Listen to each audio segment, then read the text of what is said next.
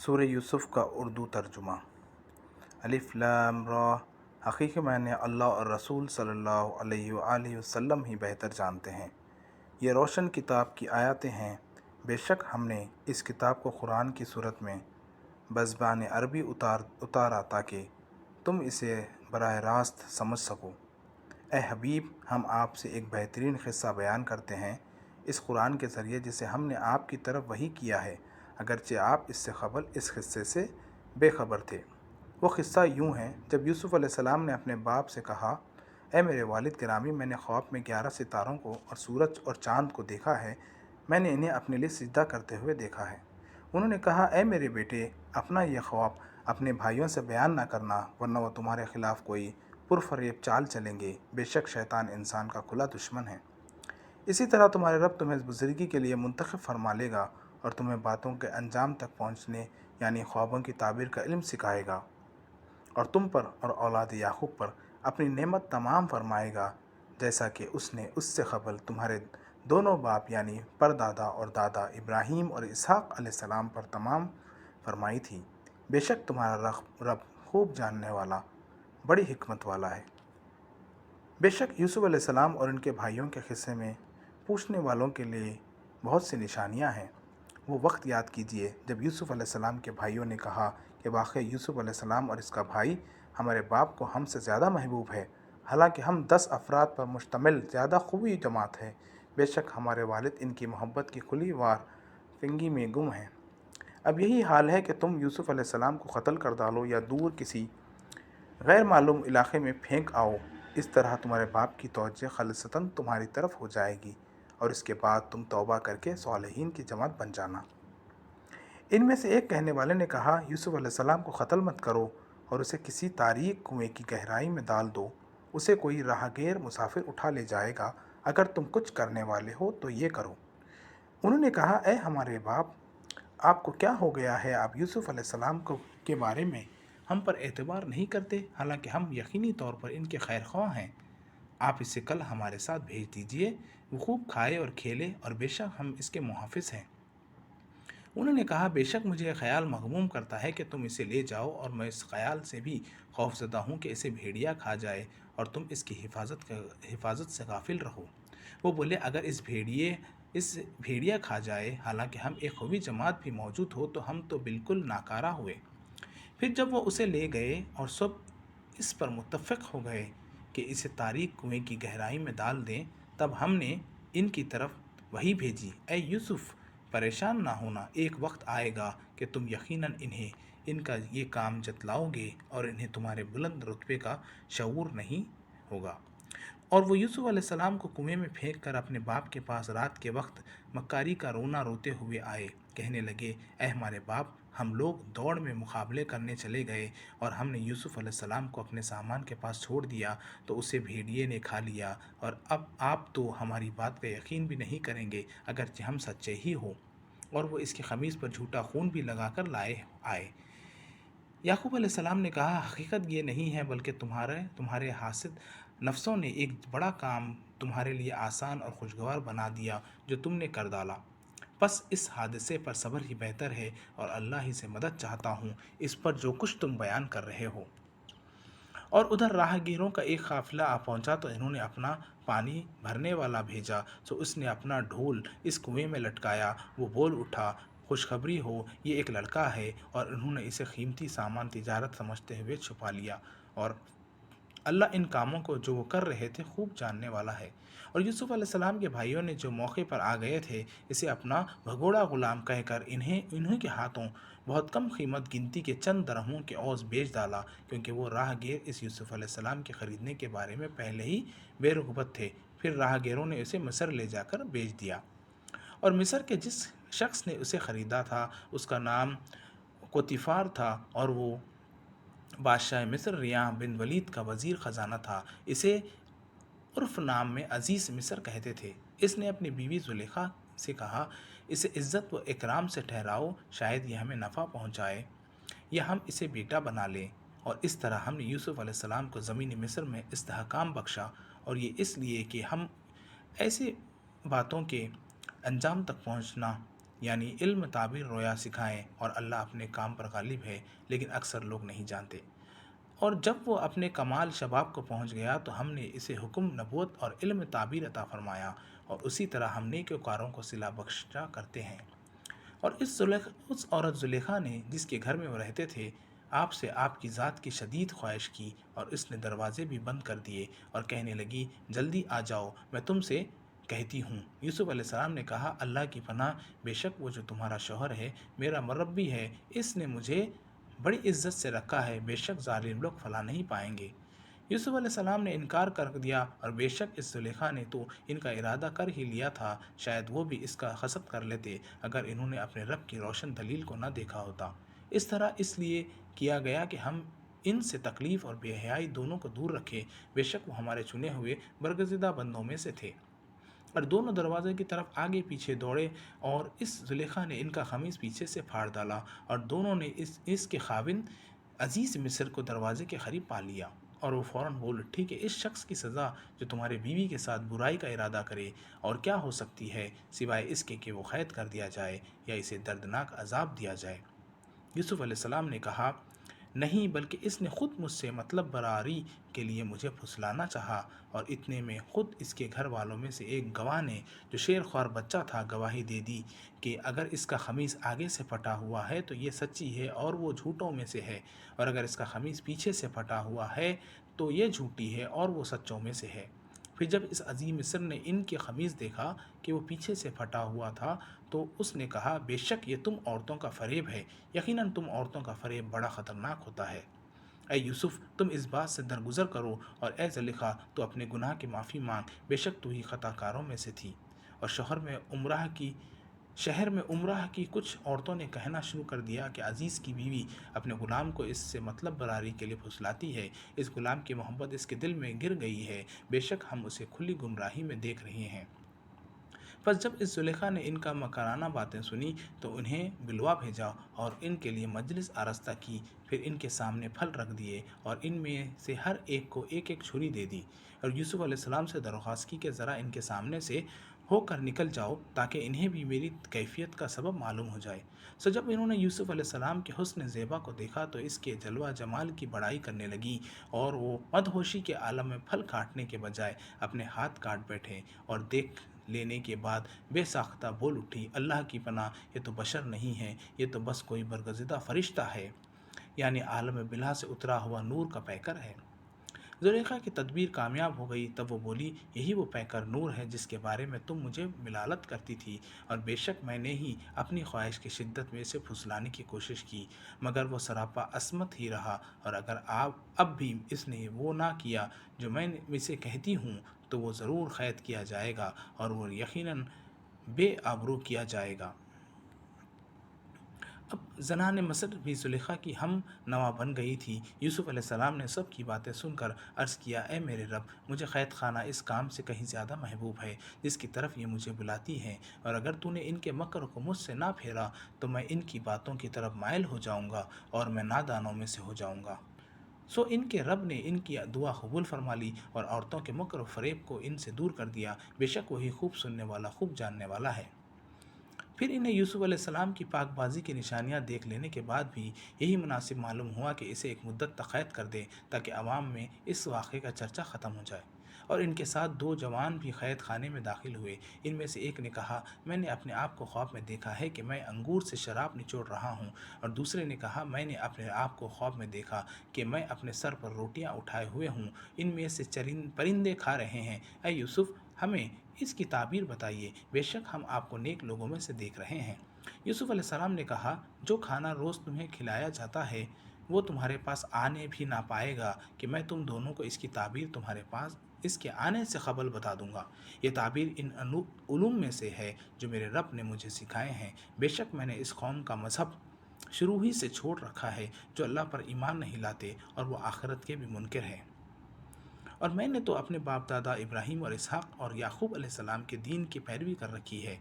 ہمیں کوئی حق نہیں کہ ہم کسی چیز کو بھی اللہ کے ساتھ شریک ٹھہرائیں۔ یہ توحید ہم پر اور لوگوں پر اللہ کا خاص فضل ہے، لیکن اکثر لوگ شکر ادا نہیں کرتے۔ اے میرے قید خانے کے دونوں ساتھیوں، بتاؤ کیا الگ الگ بہت سے معبود بہتر ہے یا ایک اللہ جو سب پر غالب ہے؟ تم حقیقت میں اللہ کے سوا کسی کی عبادت نہیں کرتے ہو مگر چند ناموں کی جو خود تم نے اور تمہارے باپ دادا نے اپنے پاس سے رکھ لیے ہیں۔ اللہ نے ان کی کوئی سند نہیں اتاری۔ حکم کا اختیاری صرف اللہ ہی کو ہے۔ اسی نے حکم فرمایا ہے کہ تم اس کے سوا کسی کی عبادت نہ کرو، یہی سیدھا راستہ ہے، درست دین ہے، لیکن اکثر لوگ نہیں جانتے۔ اے میرے قید خانے کے دونوں ساتھیوں، تم میں سے ایک کے خواب کی تعبیر یہ ہے کہ وہ اپنے مربی یعنی بادشاہ کو شراب پلایا کرے گا اور رہا اور دوسرا جس نے سر پر روٹیاں دیکھی ہے تو وہ پھانسی دیا جائے گا، پھر پرندے اس کے سر سے گوشت نوچ کر کھائیں گے۔ خط فیصلہ کر دیا گیا جس کے بارے میں تم دریافت کرتے ہو۔ اور یوسف علیہ السلام نے اس شخص سے کہا جسے ان دونوں میں سے رہائی پانے والا سمجھا کہ اپنے بادشاہ کے پاس میرا ذکر کر دینا، شاید اسے یاد آ جائے کہ ایک اور بے گناہ بھی قید میں ہے۔ مگر شیطان نے اسے اپنے بادشاہ کے پاس وہ ذکر کرنا بھلا دیا۔ نتیجتاً یوسف علیہ السلام کئی سال تک قید خانے میں ٹھہرے رہے۔ اور ایک روز بادشاہ نے کہا، میں نے خواب میں 7 موٹی تازی گائیں دیکھی ہیں، انہیں 7 دبلی پتلی گائیں کھا رہی ہیں، اور 7 سبز خوشے دیکھے ہیں اور دوسرے 7 ہی خشک ہیں۔ اے درباریوں، مجھے میرے خواب کا جواب بیان کرو اگر تم خواب کی تعبیر جانتے ہو۔ انہوں نے کہا، یہ پریشان خوابیں ہیں اور ہم پریشان خوابوں کی تعبیر نہیں جانتے۔ اور وہ شخص جو ان دونوں میں سے رہائی پا چکا تھا بولا، اور اب اسے ایک مدت کے بعد یوسف علیہ السلام کے ساتھ کیا ہوا وعدہ یاد آ گیا۔ میں تمہیں اس کی تعبیر بتاؤں گا، سو تم مجھے یوسف علیہ السلام کے پاس بھیجو۔ وہ قید خانے میں پہنچ کر کہنے لگا، اے یوسف، اے صدق مجسم، آپ ہمیں اس خواب کی تعبیر بتا دیں کہ 7 فربہ گاہیں ہیں جنہیں 7 دبلی گائیں کھا رہی ہیں، اور 7 سبت خوشے ہیں اور دوسرے 7 خشک، تاکہ میں یہ تعبیر لے کر واپس لوگوں کے پاس جاؤں، شاید انہیں آپ کی قدر و منزلت معلوم ہو جائے۔ یوسف علیہ السلام نے کہا، تم لوگ دائمی عادت کے مطابق مسلسل 7 برس تک کاشت کرو گے، سو جو کھیتی تم کاٹا کرو گے اسے اس کے خوشوں میں ہی ذخیرہ کے طور پر رکھتے رہنا، مگر تھوڑا سا نکال لینا جسے تم ہر سال کھا لو۔ پھر اس کے بعد 7 سال بہت سخت خشک سالی کے آئیں گے، وہ اس ذخیرہ کو کھا جائیں گے جو تم نے ان کے لیے پہلے جمع کرتے رہے تھے، مگر تھوڑا سا بچ جائے گا جو تم محفوظ کر لو گے۔ پھر اس کے بعد 1 سال ایسا آئے گا جس میں لوگوں کو خوب بارش دی جائے گی، اور اس سال اس قدر پھل ہوں گے کہ لوگ اس میں پھلوں کا رس نچوڑیں گے۔ اور یہ تعبیر سنتے ہی بادشاہ نے کہا، یوسف علیہ السلام کو فوراً میرے پاس لے آؤ۔ بس جب یوسف علیہ السلام کے پاس قاصد آیا تو انہوں نے کہا، اپنے بادشاہ کے پاس لوٹ جا اور اس سے یہ پوچھ کہ ان عورتوں کا اب کیا حال ہے جنہوں نے اپنے ہاتھ کاٹ ڈالے تھے، بے شک میرا رب ان کے مکر و فریب کو خوب جاننے والا ہے۔ بادشاہ نے زلیخا سمیت عورتوں کو بلا کر پوچھا، تم پر کیا بیتا تھا جب تم سب نے یوسف علیہ السلام کو ان کی راست روی سے بہکانا چاہا تھا؟ بتاؤ یہ معاملہ کیا تھا؟ وہ سب بے ایک زبان بولی، اللہ کی پناہ، ہم نے تو یوسف علیہ السلام میں کوئی برائی نہیں پائی۔ عزیز مصر کی بیوی زلیخا بھی بول اٹھی، اب تو حق آشکار ہو چکا ہے، حقیقت یہ ہے کہ میں نے ہی انہیں اپنی مطلب براری کے لیے پھسلانا چاہا تھا، اور بے شک وہی سچے ہیں۔ یوسف علیہ السلام نے کہا، میں نے یہ اس لیے کیا ہے کہ وہ عزیز مصر جو میرا محسن و مربی تھا جان لے کہ میں نے اس کی غیابت میں پشت پیچھے اس کی کوئی خیانت نہیں کی، اور بے شک اللہ خیانت کرنے والوں کے مکر و فریب کو کامیاب نہیں ہونے دیتا۔ اور میں اپنے نفس کی برات کا دعویٰ نہیں کرتا، بے شک نفس تو برائی کا بہت ہی حکم دینے والا ہے، سوائے اس کے جس پر میرا رب رحم فرما دے، بے شک میرا رب بڑا بخشنے والا نہایت مہربان ہے۔ اور بادشاہ نے کہا، انہیں میرے پاس لے آؤ کہ میں انہیں اپنے لیے مشیر خاص کر لوں۔ سو جب بادشاہ نے آپ سے بالمشفانہ گفتگو کی تو نہایت متاثر ہوا اور کہنے لگا، اے یوسف، بے شک آپ آج سے ہمارے ہاں مقدر اور معتمد ہے، یعنی آپ کو اقتدار میں شریک کر لیا گیا ہے۔ یوسف علیہ السلام نے فرمایا، اگر تم نے واقعی مجھ سے کوئی خاص کام لینا ہے تو مجھے سرزمین مصر کے خزانوں پر وزیر اور امین مقرر کر دو، بے شک میں ان کی خوب حفاظت کرنے والا اور اقتصادی امور کا خوب جاننے والا ہوں۔ اور اسی طرح ہم نے یوسف علیہ السلام کو ملک مصر میں اقتدار بخشا تاکہ اس میں جہاں چاہے رہیں، ہم جسے چاہتے ہیں اپنی رحمت سے سرفراز فرماتے ہیں اور نیکوکاروں کا اجر ضائع نہیں کرتے، اور یقیناً آخرت کا اجر ان لوگوں کے لیے بہتر ہے جو ایمان لائے اور روش تقوی پر گامزن رہے۔ اور قحط کے زمانے میں یوسف علیہ السلام کے بھائی غلہ لینے کے لیے مصر آئے تو ان کے پاس حاضر ہوئے، پس یوسف علیہ السلام نے انہیں پہچان لیا اور وہ انہیں نہ پہچان سکے۔ اور جب یوسف علیہ السلام نے ان کا سامان، ذات و متاع انہیں مہیا کر دیا تو فرمایا، اپنے پدری بھائی بنیامین کو میرے پاس لے آؤ، کیا تم نہیں دیکھتے کہ میں کس قدر پورا ناپتا ہوں اور میں بہترین مہمان نواز بھی ہوں؟ بس اگر تم اسے میرے پاس نہ لائے تو آئندہ تمہارے لیے میرے پاس غلے کا کوئی پیمانہ نہ ہوگا اور نہ ہی تم میرے قریب آ سکو گے۔ وہ بولے، ہم اس کے بھیجنے سے متعلق آپ اس کے باپ سے ضرور تقاضا کریں گے اور ہم یقیناً ایسا کریں گے۔ اور یوسف علیہ السلام نے اپنے غلاموں سے فرمایا، ان کی رقم جو انہوں نے غلے کے اوس ادا کی تھی واپس ان کے بوریوں میں رکھ دو، تاکہ جب وہ اپنے گھر والوں کی طرف لوٹیں تو اسے پہچان لے کہ یہ رقم تو واپس آ گئی ہے، شاید وہ اسی سبب سے لوٹ کر آ جائیں۔ سو جب وہ اپنے والد کی طرف لوٹے تو کہنے لگے، اے ہمارے باپ، آئندہ کے لیے ہم پر غلہ بند کر دیا گیا ہے، سوائے اس کے کہ بنیامین ہمارے ساتھ جائے، پس ہمارے بھائی بنیامین کو ہمارے ساتھ بھیج دیں تاکہ ہم مزید غلہ لے آئیں اور ہم یقیناً اس کے محافظ ہوں گے۔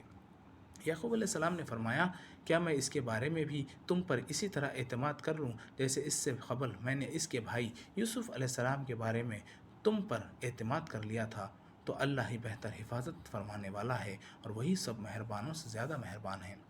جب انہوں نے اپنا سامان کھولا تو اس میں اپنی رقم پائی جو انہیں لوٹا دی گئی تھی۔ وہ کہنے لگے، اے ہمارے والد گرامی، ہمیں اور کیا چاہیے، یہ ہماری رقم بھی ہماری طرف لوٹا دی گئی ہے اور اب تو ہم اپنے گھر والوں کے لیے ضرور ہی غلہ لائیں گے اور ہم اپنے بھائی کی حفاظت کریں گے اور ایک اونٹ کا بوجھ اور زیادہ لائیں گے، اور یہ غلہ جو ہم پہلے لائے ہیں تھوڑی مقدار میں ہے۔ یعقوب علیہ السلام نے فرمایا، میں اسے ہرگز تمہارے ساتھ نہیں بھیجوں گا یہاں تک کہ تم اللہ کی قسم کھا کر مجھے پختہ وعدہ دو کہ تم اسے ضرور میرے پاس واپس لے آؤ گے، سوائے اس کے کہ تم سب کو کہیں گھیر لیا جائے یا ہلاک کر دیا جائے۔ پھر جب انہوں نے یعقوب علیہ السلام کو اپنا پختہ عہد دے دیا تو یعقوب علیہ السلام نے فرمایا، جو کچھ ہم کہہ رہے ہیں اس پر اللہ نگہبان ہے،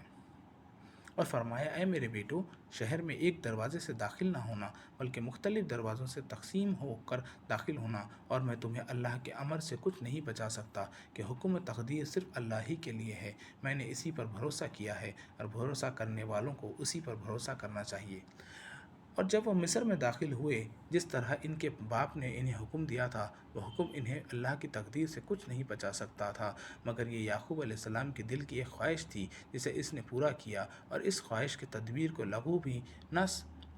سمجھنا۔ تمہیں کیا خبر، بے شک یعقوب علیہ السلام صاحب علم تھے، اس وجہ سے کہ ہم نے انہیں علم خاص سے نوازا تھا، مگر اکثر لوگ ان حقیقتوں کو نہیں جانتے۔ اور جب وہ یوسف علیہ السلام کے پاس حاضر ہوئے تو یوسف علیہ السلام نے اپنے بھائی بنیامین کو اپنے پاس جگہ دی، اسے آہستہ سے کہا، بے شک میں ہی تیرا بھائی یوسف ہوں، پس تو غمزدہ نہ ہو ان کاموں پر جو یہ کرتے رہے ہیں۔ پھر جب یوسف علیہ السلام نے ان کا سامان انہیں مہیا کر دیا تو شاہی پیالہ اپنے بھائی بنیامین کی بوری میں رکھ دیا۔ بعد ازاں پکارنے والے نے آواز دی، اے قافلے والو، ٹھہرو، یقیناً تم لوگ ہی چور معلوم ہوتے ہو۔ وہ ان کی طرف متوجہ ہو کر کہنے لگے، تمہاری کیا چیز گم ہو گئی ہے؟ وہ درباری ملازم بولے، ہمیں بادشاہ کا پیالہ نہیں مل رہا ہے، اور جو کوئی اس ڈھونڈ کر لے آئے اس کے لیے ایک اونٹ کا غلہ انعام ہے اور میں اس کا ذمہ دار ہوں۔ وہ کہنے لگے، اللہ کی قسم، بے شک تم جان گئے ہو گے ہم اس لیے نہیں آئے تھے کہ جرم اور کا ارتکاب کر کے زمین میں فساد برپا کرے، اور نہ ہی ہم چور ہیں۔ وہ ملازم بولے، تم خود ہی بتاؤ کہ اس چور کی کیا سزا ہوگی اگر تم جھوٹے نکلے؟ انہوں نے کہا، اس کی سزا یہ ہے کہ جس کے سامان میں سے وہ پیالہ برآمد ہو وہ خود ہی اس کا بدلہ ہے، یعنی اس کو اس کے بدلے میں رکھ لیا جائے، ہم ظالموں کو اسی طرح سزا دیتے ہیں۔ بس یوسف علیہ السلام نے اپنے بھائی کی بوری سے پہلے ان کی بوریوں کی تلاشی شروع کی، پھر بالآخر اس پیالے کو اپنے سگے بھائی بنیامین کی بوری سے نکال لیا۔ یوں ہم نے یوسف علیہ السلام کو تدبیر بتائی۔ وہ اپنے بھائی کو بادشاہ مصر کے قانون کی روح سے اسیر بنا کر نہیں رکھ سکتے تھے، مگر یہ کہ جسے اللہ چاہے، ہم جس کو چاہتے ہیں درجات بلند کر دیتے ہیں، اور ہر صاحب علم سے اوپر بھی ایک علم والا ہوتا ہے۔ انہوں نے کہا، اگر اس نے چوری کی ہے تو کوئی تعجب نہیں، بے شک اس کا بھائی یوسف بھی اس سے پہلے چوری کر چکا ہے۔ یوسف علیہ السلام نے یہ بات اپنے دل میں چھپائی رکھی اور اسے ان پر ظاہر نہ کیا، دل میں ہی کہا اللہ تمہارا حال نہایت برا ہے اور اللہ خوب جانتا ہے جو کچھ تم بیان کر رہے ہو۔ وہ بولے اے عزیز مصر، اس کے والد بڑے معمر بزرگ ہیں، آپ اس کی جگہ ہم میں سے کسی کو پکڑ لیں، بے شک ہم آپ کا احسان کرنے والوں میں پاتے ہیں۔ یوسف علیہ السلام نے کہا اللہ کی پناہ کہ میں نے جس کے پاس اپنا سامان پایا اس کے سوا کسی اور کو پکڑ لیں تب تو ہم ظالموں میں سے ہو جائیں گے۔ پھر جب وہ یوسف علیہ السلام سے مایوس ہو گئے تو علیحدگی میں باہم سرگوشی کرنے لگے۔ ان کے بڑے بھائی نے کہا کیا تم نہیں جانتے کہ تمہارے باپ نے تم سے اللہ کی قسم اٹھوا کر پختہ وعدہ لیا تھا اور اس سے پہلے تم یوسف کے حق میں جو زیادتیاں کر چکے ہو وہ تمہیں وہ بھی معلوم ہے، میں اس سرزمین سے ہرگز نہیں جاؤں گا جب تک مجھے میرا باپ اجازت نہ دے یا میرے لیے اللہ کوئی فیصلہ فرما دے، اور وہ سب سے بہتر فیصلہ فرمانے والا ہے۔ تم اپنے باپ کی طرف لوٹ جاؤ، پھر جا کر کہو اے ہمارے باپ، بے شک آپ کے بیٹے نے چوری کی ہے، اس لیے وہ گرفتار کر لیا گیا، اور ہم نے فقط اسی بات کی گواہی دی تھی جس کا ہمیں علم تھا، اور ہم غیب کے نگہبان نہ تھے۔ اگر آپ کے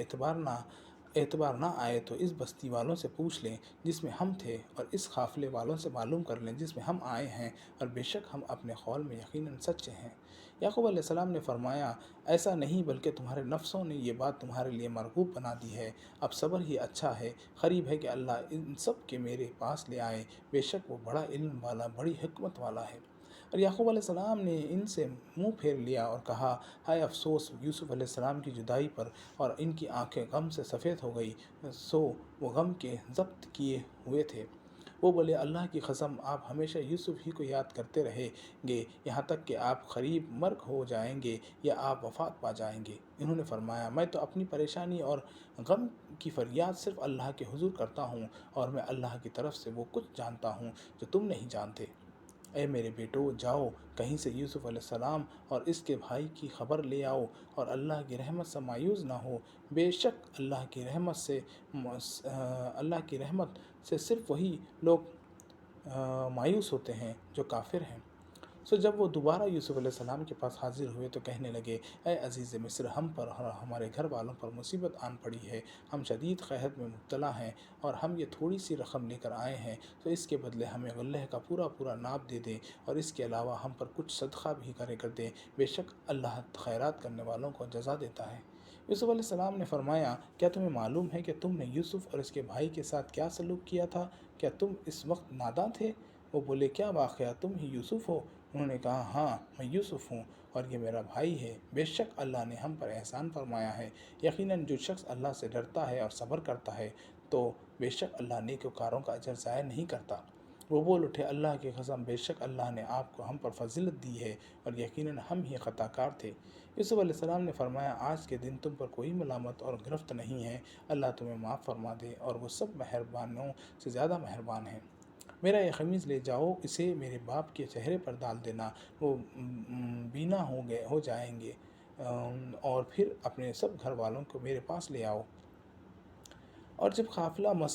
مصر سے روانہ ہوا، ان کے والد یعقوب علیہ السلام نے کنعان میں بیٹھے ہی فرما دیا بے شک میں یوسف کی خوشبو پا رہا ہوں، اگر تم مجھے بڑھاپے کی باعث بہکا ہوا خیال نہ کرو۔ وہ بولے اللہ کی قسم یقیناً آپ اپنی اسی پرانی محبت کی خود رفتگی میں ہو۔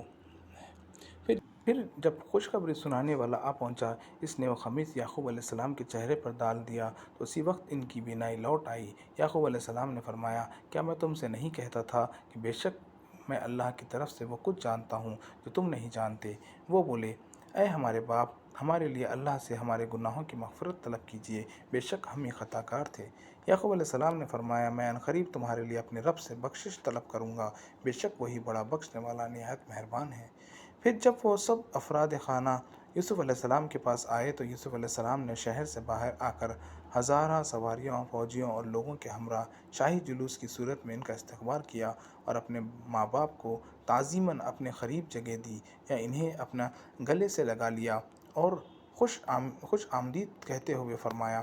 آپ مصر میں داخل ہو جائیں، اگر اللہ نے چاہا تو امن و عافیت کے ساتھ یہیں قیام کریں۔ اور یوسف علیہ السلام نے اپنے والدین کو اوپر تخت پر بٹھا لیا اور وہ سب یوسف علیہ السلام کے لیے سجدے میں گر پڑے، اور یوسف علیہ السلام نے کہا، اے ابا جان، یہ میرے اس خواب کی تعبیر ہے جو بہت پہلے آیا تھا۔ اکثر مفسرین کے نزدیک اسے 40 سال کا عرصہ گزر گیا تھا، اور بے شک میرے رب نے اسے سچ کر دکھایا، اور بے شک اس نے مجھ پر بڑا احسان فرمایا جب مجھے جیل سے نکالا اور آپ سب کو صحرا سے یہاں لے آیا۔ اس کے بعد یہ شیطان نے میرے اور میرے بھائیوں کے درمیان فساد پیدا کر دیا تھا، اور بے شک میرا رب جس چیز کو چاہے اپنی تدبیر سے آسان فرما دے، بے شک وہی خوب جاننے والا بڑی حکمت والا ہے۔ اے میرے رب، بے شک تو نے مجھے سلطنت عطا فرمائی، اور تو نے مجھے خوابوں کی تعبیر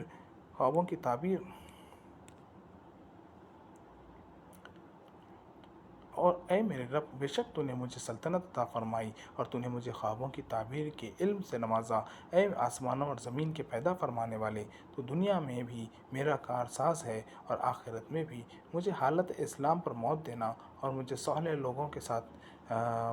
ملا دے۔ اے حبیب مکرم، یہ قصہ غیب کی خبروں میں سے ہے جسے ہم نے آپ کی طرف وحی فرما رہے ہیں، اور آپ کوئی ان کے پاس موجود نہ تھے جب وہ برادران یوسف اپنی سازش تدبیر پر جمع ہو رہے تھے اور وہ مکر و فریب کر رہے تھے۔ اور اکثر لوگ ایمان لانے والے نہیں ہیں، اگرچہ آپ کتنی ہی خواہش کریں، اور آپ ان سے اس دعوت و تبلیغ پر کوئی صلہ تو نہیں مانگتے۔ یہ قرآن جملہ جہاں والوں کے لیے نصیحت ہی تو ہے، اور آسمانوں اور زمین میں کتنی ہی نشانیاں ہیں جن پر ان لوگوں کا گزر ہوتا رہتا ہے، اور وہ ان سے صرف نظر کیے ہوئے ہیں۔ اور ان میں سے اکثر لوگ اللہ پر ایمان نہیں رکھتے مگر یہ کہ وہ مشرک ہیں۔ کیا وہ اس بات سے بے خوف ہو گئے ہیں کہ ان پر اللہ کے عذاب کی چھا جانے والی آفت آ جائے، یا ان پر اچانک قیامت آ جائے اور انہیں خبر بھی نہ ہو؟ اے حبیب مکرم، فرما دیجئے، یہی میری راہ ہے، میں اللہ کی طرف بلاتا ہوں، پوری بصیرت اور قائم ہوں، میں بھی اور وہ شخص بھی جس نے میری اتباع کی، اور اللہ پاک ہے اور میں مشرکوں میں سے نہیں ہوں۔ اور ہم نے آپ سے پہلے بھی مختلف بستیوں والوں میں سے مردوں ہی کو بھیجا تھا جن کی طرف ہم وہی فرماتے تھے، اور کیا ان لوگوں نے زمین میں سیر نہیں کی کہ وہ خود دیکھ لیتے کہ ان سے پہلے لوگوں کا انجام کیا ہوا، اور بے شک آخرت کا گھر پرہیزگاری اختیار کرنے والوں کے لیے بہتر ہے۔ کیا تم عقل نہیں رکھتے؟ یہاں تک کہ جب پیغمبر اپنی نافرمان قوموں سے مایوس ہو گئے اور ان منکر قوموں نے گمان کر لیا کہ ان سے جھوٹ بولا گیا ہے، یعنی ان پر کوئی عذاب نہیں آئے گا، تو ان رسولوں کو ہماری مدد آ پہنچی، پھر ہم نے جسے چاہا اسے نجات بخش دی، اور ہمارا عذاب مجرم قوم سے پھیرا نہیں جاتا۔ بے شک ان کے قصوں میں سمجھداروں کے لیے عبرت ہے۔ یہ قرآن ایسا کلام نہیں جو گڑھ لیا جائے، بلکہ یہ تو ان آسمانی کتابوں کی تصدیق ہے جو آپ اس سے پہلے نازل ہوئی ہیں، اور ہر چیز کی تفصیل ہے اور ہدایت ہے اور رحمت ہے اس قوم کے لیے جو ایمان لے آئے۔